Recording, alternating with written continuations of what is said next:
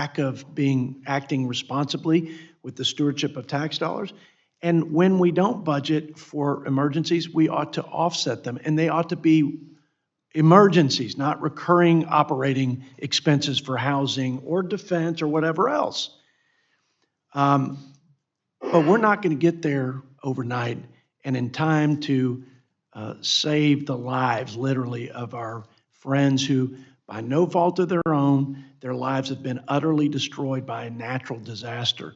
They pay taxes, and until we can reform FEMA, we ought to. We should reform flood insurance, and we ought to. But we ain't getting there tomorrow, and they need this help yesterday. So I want just to say, as a Texan and as chairman of the Budget Committee, let's work to make sure the money goes where it needs to go. Let's make sure we offset it to the extent we can, but let's get the support out and get it out now. Mr. Chuck Edwards, we're behind you, and I yield 5 minutes, or the magic 5 minutes for this committee. The floor is yours. Thank you. Thank you, Mr. Chair. Sitting here for the last couple hours, 3 hours, I can't help but think how I'm looking forward to next year when I'll get to have my picture taken with the Republicans and get moved up in the queue. I did not think about that. Bit. Yeah. We will welcome you back to the Republican side. All right. Thank you. Mr. Walker, in your testimony, you referenced the mounting debt ceiling and Congress's failure to constrain our spending over time.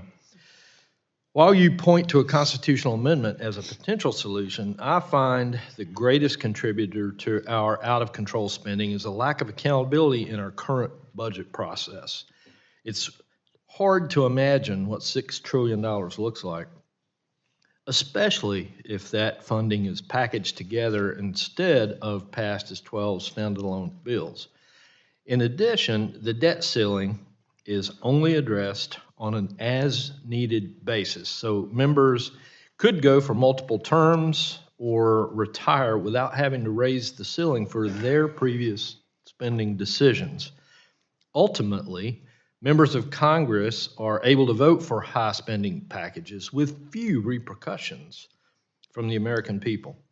What is the arguments for and against tying the debt ceiling to the appropriations process to improve accountability of Congress?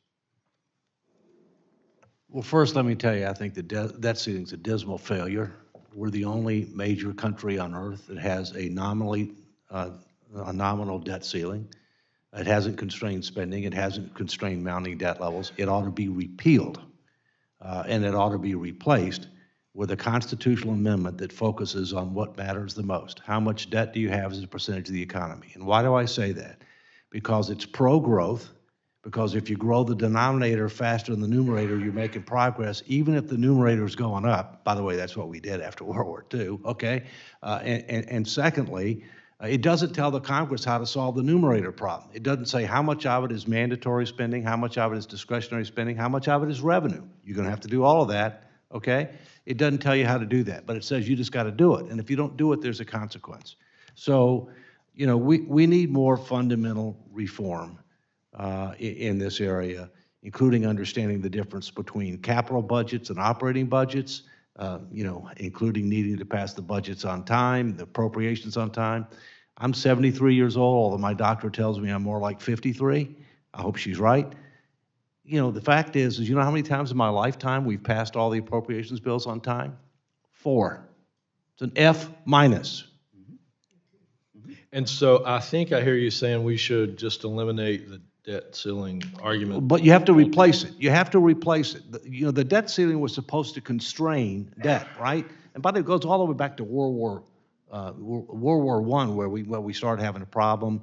You know, but now it doesn't do that. It's a political football. It doesn't do anything at all. So we need to have something that will stand the test of time. You know, the debt break in Switzerland's a good example. There are several positive examples.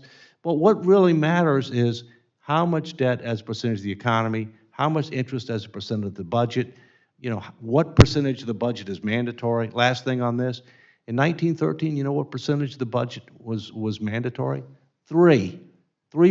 And you know what that was? Interest on the debt. That was it. Yeah. Now it's 73. mandatory. Thank you for that. I'd like to get to at least one more question. Yes, sir. Ms., Sorry. Apologize. Bosia? Boccia. Okay. I have the distinct pleasure of serving on the Budget Committee and the Appropriations Committee. I've been on the Appropriations Committee for about a year now.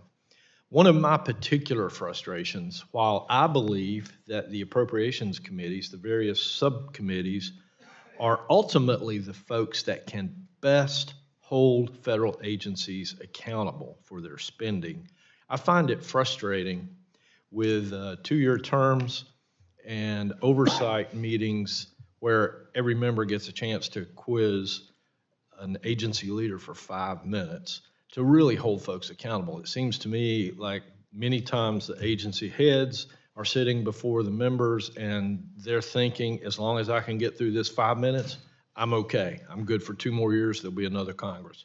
Do you have any thoughts about that or any ideas how we can hold the federal agencies more accountable for the spending? I know Congress appropriates it, but there's a lot of decisions made inside that appropriation.